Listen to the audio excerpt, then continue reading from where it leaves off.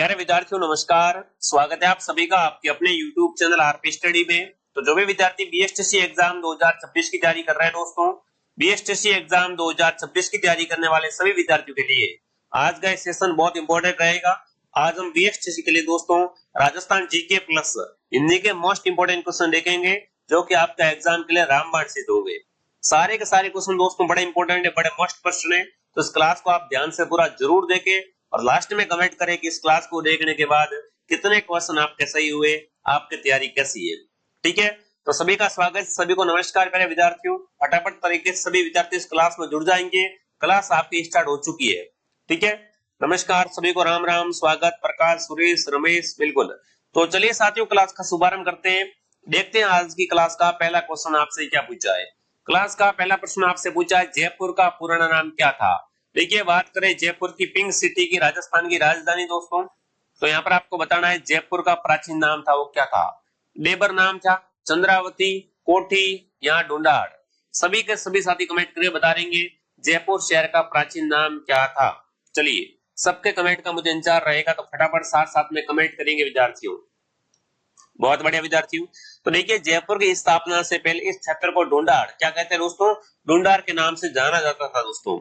यहाँ पर कछवाड़ राजपूतों ने शासन किया था, ये भी आपको ध्यान रखना है। ठीक है ना, जयपुर पे दोस्तों किन्होंने शासन किया था, जयपुर पे कछवाड़ राजपूतों के द्वारा शासन किया गया था और जयपुर की स्थापना नहीं हुई थी। अब आप सबको पता है सवाई जयसिंह जीते ने जयपुर की स्थापना तो 1727 में की थी, बट उससे पहले दोस्तों जयपुर का क्षेत्र है, इसे क्या कहते थे दोस्तों, इसे पहले ढूंढाड़ के नाम से जाना जाता था। आई बात समझ में। बहुत बार प्रश्न आ सकता है एग्जाम में, तो इसको आप कवर कर लेना। दूसरा प्रश्न आपके सामने है, बर्ली स्तूप का संबंध किस बिल्कुल धर्म या संप्रदाय से है। कौन सा दोस्तों स्तूप है, बर्ली का स्तूप का संबंध है, वो आपको बताना है किस धर्म के संप्रदाय से है। बौद्ध, जैन, हिंदू, वैष्णव। तो बिल्कुल आपका उत्तर यहाँ पर दोस्तों आ चुका है बौद्ध। बर्ली का स्तूप का संबंध है दोस्तों वो बौद्ध धर्म से है। और जो भी विद्यार्थी ऑप्शन बी कमेंट कर रहा है, ठीक है ना, इसका उपयोग दोस्तों बौद्ध संतों द्वारा अवशेषों तथा सवय बुद्ध की पूजा करने के लिए किया जाता था विद्यार्थियों। बर्ली का स्तूप है वो बौद्ध धर्म से जुड़ा हुआ है, तो ये आप अच्छे से याद कर लेना। अगला प्रश्न आपके सामने है, भरतपुर, करौली व धौलपुर क्षेत्र में, यहाँ पर आपको बताना है इस क्षेत्र को प्राचीन समय में किस नाम से जाना जाता है विद्यार्थियों। देखो, प्राचीन काल में भरतपुर का क्षेत्र है, करौली का क्षेत्र है, धौलपुर का क्षेत्र है, इन्हें किस नाम से जाना जाता था दोस्तों। सूरसेन के नाम से, विराट के नाम से, जंगल के नाम से, सीवी के नाम से। देखिए, जनपदों में से आपको पूछा है दोस्तों, तो प्राचीन काल में विद्यार्थियों भरतपुर, करौली, धौलपुर को मिलाकर दोस्तों कौन सा एक आपका बिल्कुल एक साम्राज्य बना था जिसका नाम था मत्स्य। ठीक है, मत्स्य, और जिसका दोस्तों सूरसेन एक हिस्सा था। तो यहाँ पर आपका उत्तर रहेगा सूरसेन। ठीक है, जो भी विद्यार्थी ऑप्शन ए कमेंट कर रहा है, ऑप्शन ए आप सबका सही है। ये सूरसेन दोस्तों मथुरा के आसपास के क्षेत्र का प्राचीन नाम था, जैसे आधुनिक भरतपुर है, करौली है, धौलपुर है, ये इससे इसके अंदर शामिल थे विद्यार्थियों। ठीक है, बहुत बढ़िया। बात करें विराट की, तो विराट आप सबको पता है मत्स्य साम्राज्य की राजधानी थी विद्यार्थियों, और ये राजस्थान के पश्चिमी और जैसे जयपुर के आसपास का भूभाग था वो विराट में आता था। जंगल की बात करें, जंगल दोस्तों बीकानेर का उत्तरी राजस्थान का आसपास का भाग था, वो इसमें आता था, और सीवी जनपद में अपना चित्तौड़गढ़ के आसपास का भूभाग आता था। ठीक है, तो सूरसेन के अंदर करौली, धौलपुर और भरतपुर है वो शामिल थे। चलिए आगे बढ़ते हैं। अगला सवाल, मांड किसका प्राचीन नाम था। बहुत शानदार प्रश्न आपसे पूछा साथियों कि मांड है वो किसका प्राचीन नाम है। आमेर का, जयपुर का, जैसलमेर का, बीकानेर का। फटाफट कमेंट करेंगे विद्यार्थियों। बहुत अच्छा प्रश्न आपसे पूछा है कि मांड है ये किसका प्राचीन नाम था विद्यार्थियों। तो बिल्कुल आप सबको पता है मांड है किसका दोस्तों, जैसलमेर का प्राचीन नाम था। जो भी यहाँ पर जैसलमेर कमेंट कर रहा है, जैसलमेर ऑप्शन आप सबका सही रहेगा। जैसलमेर जिले का भूभाग दोस्तों है वो प्राचीन काल में मांडधरा अथवा वल्लभ मंडल के नाम से जाना जाता था विद्यार्थियों। तो बिल्कुल मांड है वो जैसलमेर का ही प्राचीन नाम है, इसको भी आप याद कर लेना। ठीक है, अगला प्रश्न दोस्तों आपके सामने है, अक्षत्रियपुर किस नगर का प्राचीन नाम था दोस्तों। जैसे यहाँ पर मैं आपको सीधे ही बता देता हूँ, आई छतरपुर। अपन कहते हैं ना, आई छतरपुर किस शहर का प्राचीन नाम था। बिल्कुल यहाँ पर थोड़ी टाइपिंग मिस्टेक आप कह सकते हो। आई छतरपुर दोस्तों है वो किस जिले का प्राचीन नाम है, रामदेवरा का, धौलपुर का, मेवाड़ का, नागौर का। तो प्यारे विद्यार्थियों, नागौर का प्राचीन नाम है वो है अपना आई छतरपुर। जो भी विद्यार्थी ऑप्शन नंबर क्या कर रहा है, यहाँ पर ऑप्शन डी को राइट कर रहा है, नागौर बता रहा है, नागौर ऑप्शन आपका राइट है, ठीक है ना। आई छतरपुर किसका प्राचीन नाम है दोस्तों, नागौर का प्राचीन नाम है। और जो बीच के अंदर दोस्तों जंगल जनपद कौन सा दोस्तों आपका, जंगल जनपद था, इसकी राजधानी भी थी ये। अगर आपसे पूछे जंगल जनपद की राजधानी कौन सी थी दोस्तों, तो वो थी अपने आई छतरपुर। और आई छतरपुर का वर्तमान पहचान क्या है, आधुनिक पहचान क्या है, तो अब उस भूभाग को नागौर के नाम से जाना जाता है प्यारे साथियों, ठीक है।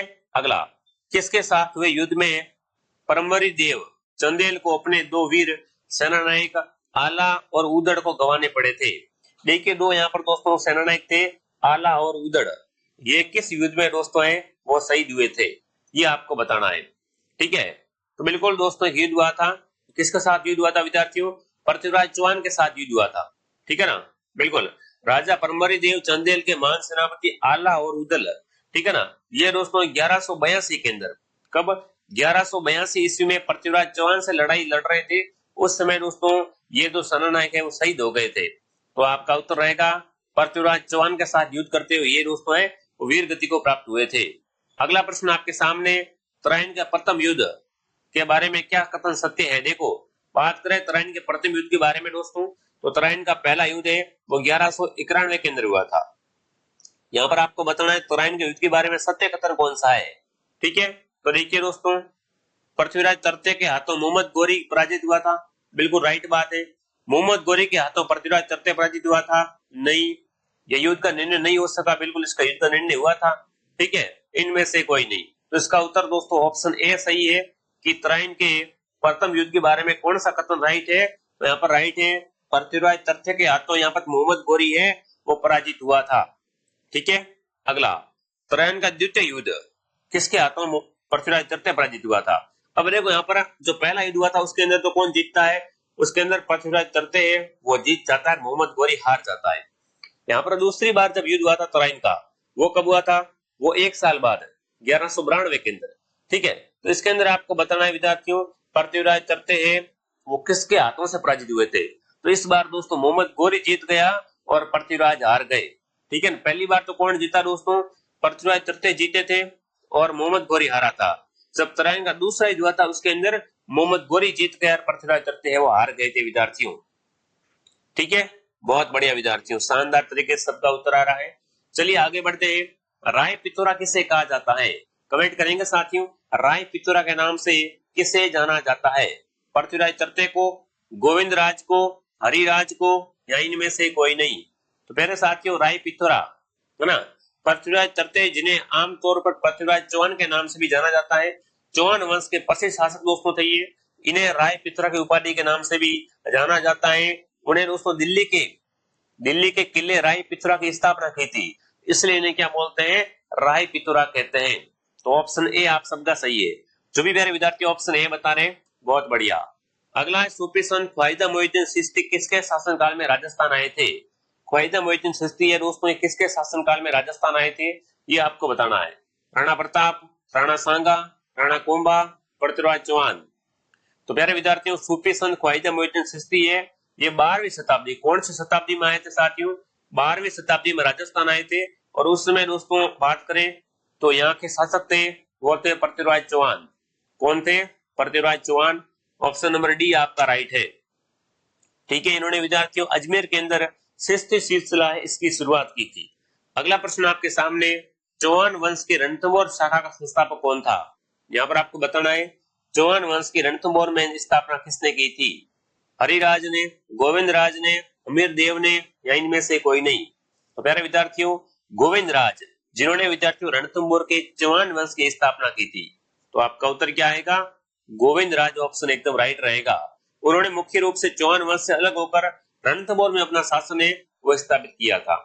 अगला सवाल, रणथंभौर का महानतम शासक कौन था, कमेंट करेंगे साथियों। देखिए राजस्थान का जो प्रथम शाखा हुआ था वो कहां पर हुआ था, राजस्थान का प्रथम शाखा है और उसको अपने यही हुआ था, कहां पर, बिल्कुल ये अपने हुआ था साथियों रणथंभौर के अंदर। 1301 में राजस्थान का प्रथम शाखा हुआ था रणथंभौर के अंदर। यहाँ पर आपसे पूछा है रणथंभौर का महानतम शासक दोस्तों है वो अमीर है।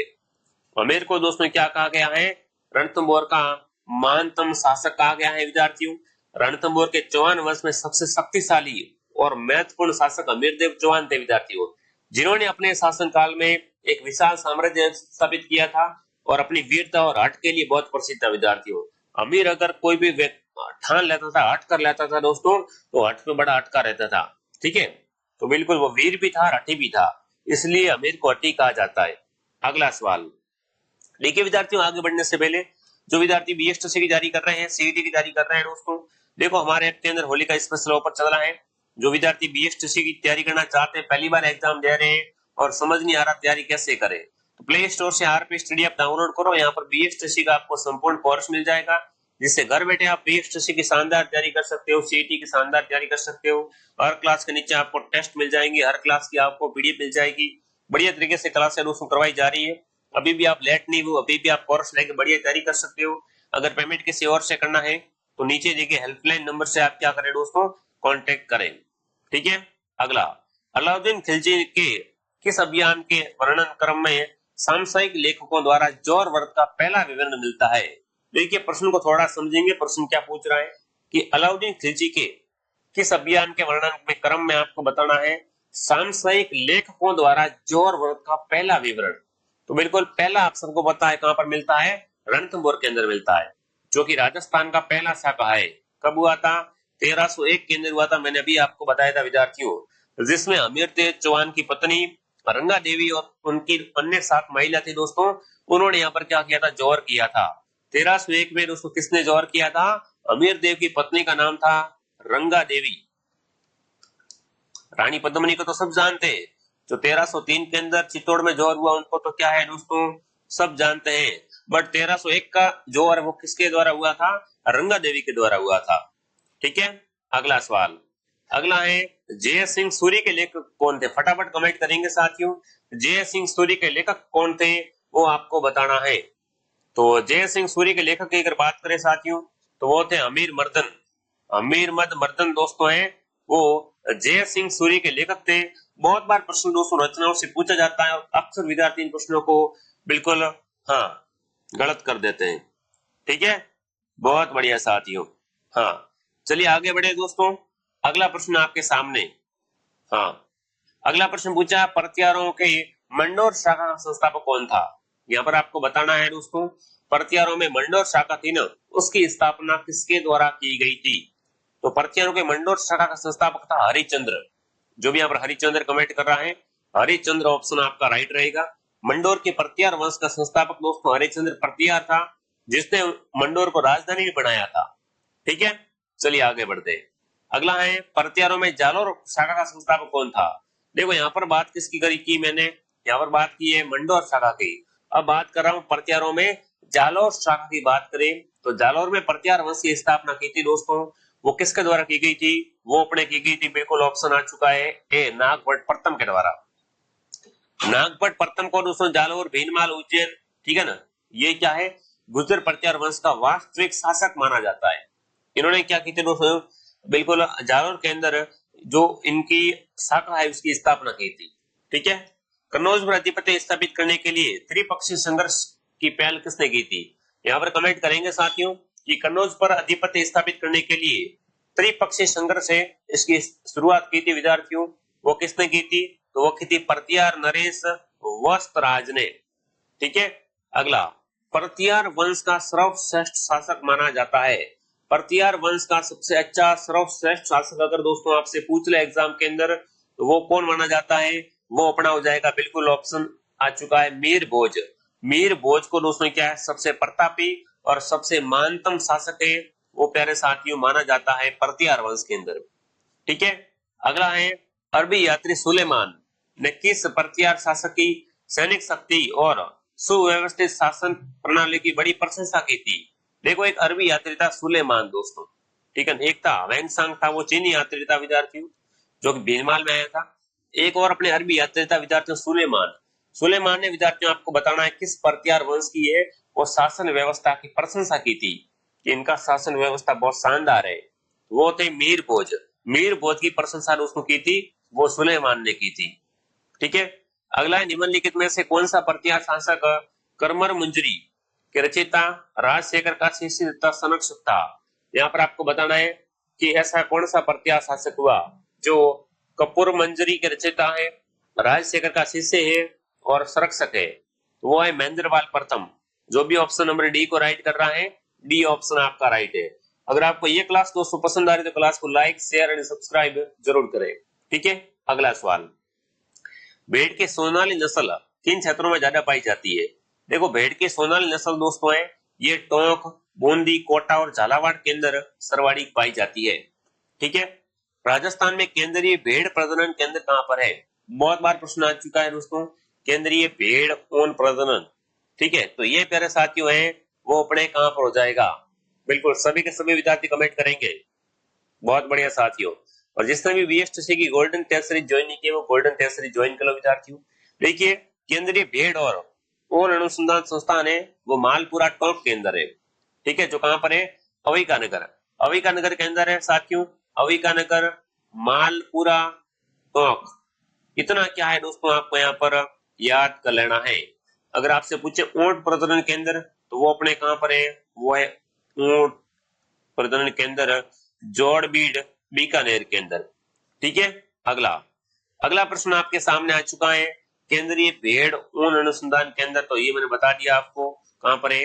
अविकानगर टोंक में। राजस्थान में सबसे अधिक ऊन देने वाली भेड़ की नस्ल, राजस्थान के अंदर सबसे अधिक ऊन देती है दोस्तों वो भेड़ कौन सी होती है? चलिए, तो वो है चोकला विद्यार्थी। चोकला भेड़ की नस्ल को क्या कहते हैं? चोकला भेड़ की नस्ल को भारतीय मेरिनो कहा जाता है। क्या कहते हैं साथियों? इसे भारतीय मेरिनो के नाम से जाना जाता है।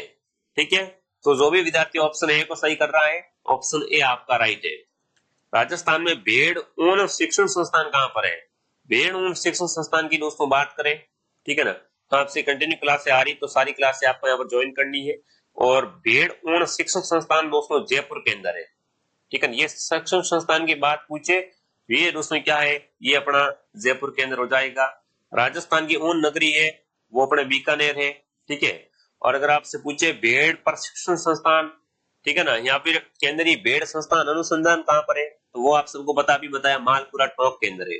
ठीक है, एक के प्रश्न को 3-4 तरीके से पूछा जाता है तब आपको भूल जाते हो आप। ठीक है, अगला प्रश्न हिंदी का पूछा है। देखो, हिंदी भी तैयारी भी साथ साथ में करनी बहुत जरूरी है साथियों। ठीक है ना, तो अगला पूछा, सर्वनाम से निर्मित भाववाचक संज्ञा कौन सी है? सर्वनाम से निर्मित, तो देखिए विद्यार्थियों, अहंकार। अहंकार को अपन देखेंगे ना, अहम शब्द थे वो क्या है? सर्वनाम से बना है जिसका अर्थ मैं होता है। अहंकार का अर्थ अहम का भाव होता है, घमंड होता है।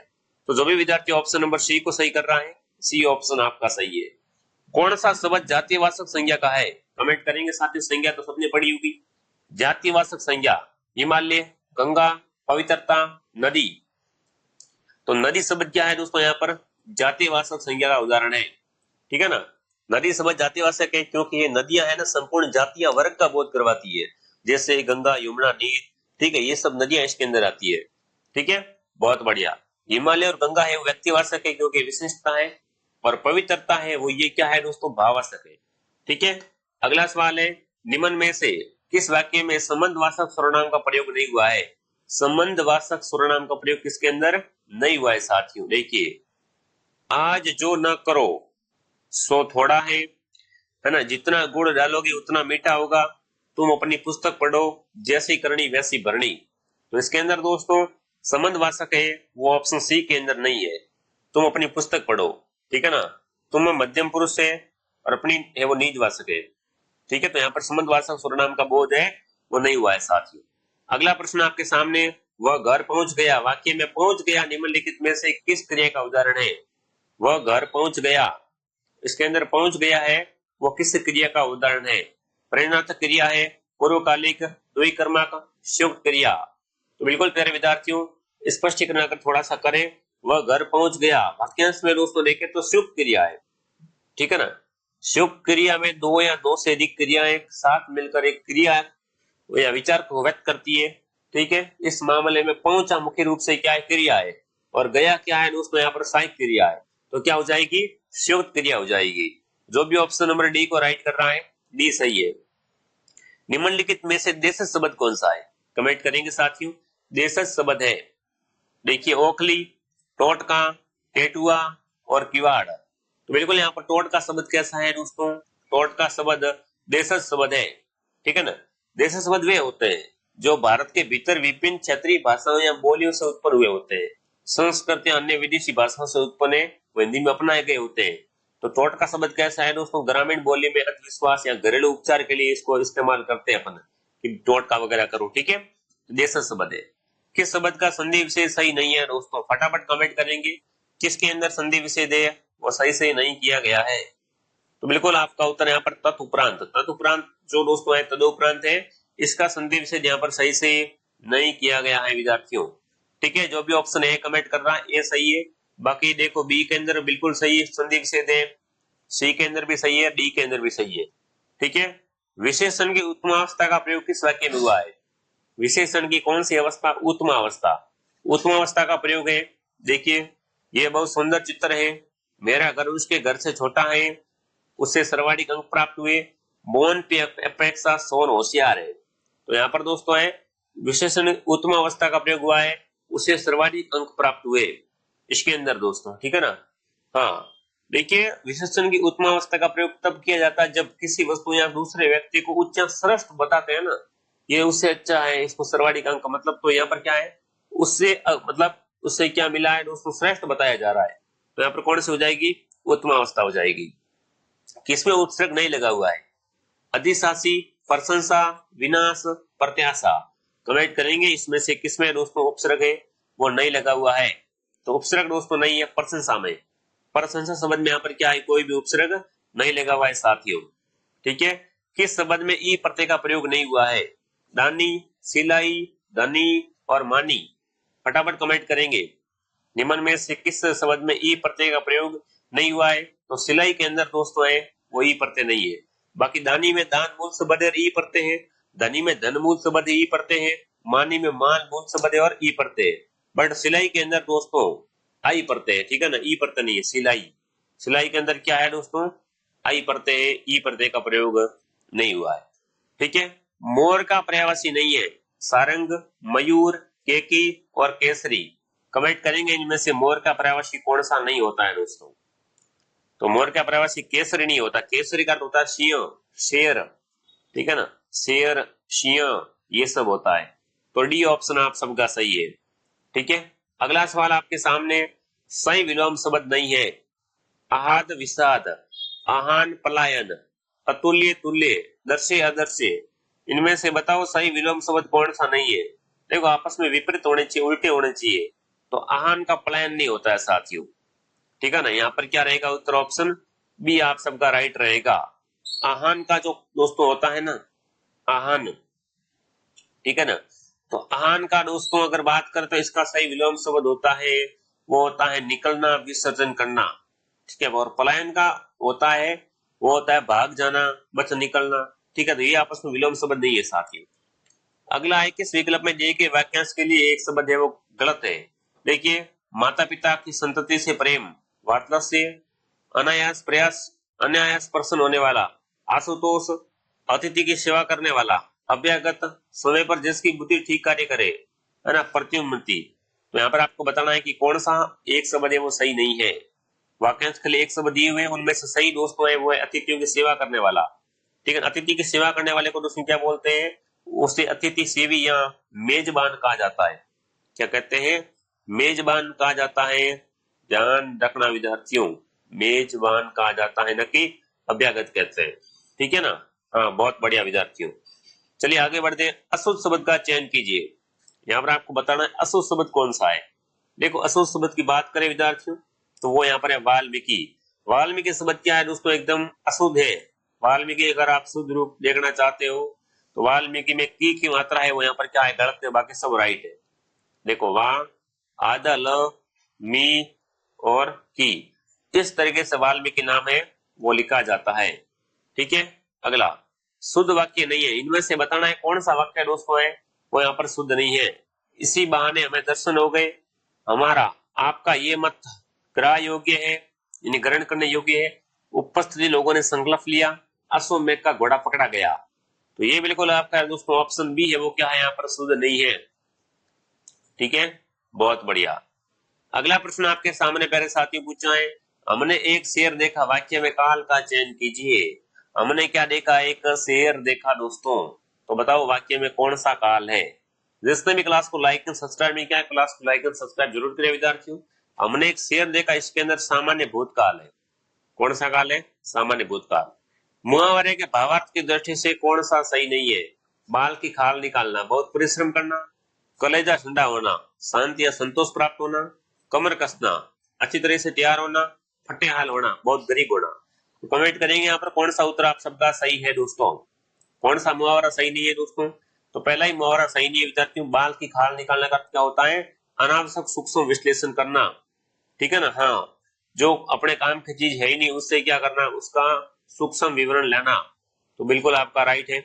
उत्तराधिकारी के लिए अंग्रेजी शब्द क्या रहेगा, कमेंट करेंगे साथियों। उत्तराधिकारी एक हिंदी शब्द है, इसको अगर अंग्रेजी में ट्रांसलेट करते हैं तो इसका दोस्तों क्या रहेगा, वो रहेगा बिल्कुल आपका उत्तर ऑप्शन आ चुका है डी। उत्तराधिकारी शब्द किसी संज्ञा पद या पदमान ठीक बाद लगता है और इसके लिए रहेगा सक्सेसर, क्या रहेगा, सक्सेसर। डी ऑप्शन आपका राइट है। अगला सवाल, सामान्य सरकारी पत्रों में किस संबोधन का प्रयोग होता है। तो सरकारी पत्र होता है, इसके अंदर कौन सा दोस्तों यहाँ पर आपको बताना है कि संबोधन लगता है, तो वो लगता है महोदया, ठीक है। बी ऑप्शन आपका राइट है। अगला है, किस शब्द की संधि विशेष सही नहीं है दोस्तों। देखिए सही संधि विशेष किसके अंदर नहीं है, फटाफट एक बार कमेंट करके बता देंगे सभी के सभी विद्यार्थी। तो बिल्कुल वो है दोस्तों परिणीगत। परिणीगत के अंदर संधि विशेष है वो सही से नहीं किया गया है, ठीक है। चलिए आगे बढ़ते। अगला सवाल, सुधा का अनेकार्थी सूक्ष्म, बिल्कुल अनेकार्थी शब्द वाला समूह कौन सा है। देखो सुधा का अगर बात करें तो इसके अनेकार्थी शब्द होते हैं अमृत, बिजली, धतूरा और शिव, ठीक है। तो डी ऑप्शन आप सबका सही है दोस्तों। अब फटाफट कमेंट करेंगे आज की क्लास में से कितने क्वेश्चन आपके राइट हुए। देखो बीएसटीसी की क्लासें कंटिन्यू आ रही है, बहुत जल्द मैं आपके लिए मैराथन क्लासें भी स्टार्ट करवाने वाला हूँ। तो आप सभी विद्यार्थी क्या करें, आरपी स्टडी को लाइक सब्सक्राइब करें, और जो विद्यार्थी बीएसटीसी का कोर्स ज्वाइन करना चाहते हैं फटाफट तरीके से कोर्स के अंदर ऑफर चल रहा है, ज्वाइन कर लो साथियों। उसके बाद जिन विद्यार्थियों का कोर्स पूरा हो गया वो क्या करें, टेस्ट सीरीज ज्वाइन करके बढ़िया तरीके से तैयारी करें। टेस्ट सीरीज के अंदर भी दोस्तों अभी क्या है, ऑफर चल रहा है, ठीक है। तो चलिए विद्यार्थियों मिलते हैं नेक्स्ट क्लास में। जय हिंद, जय भारत, ठीक है।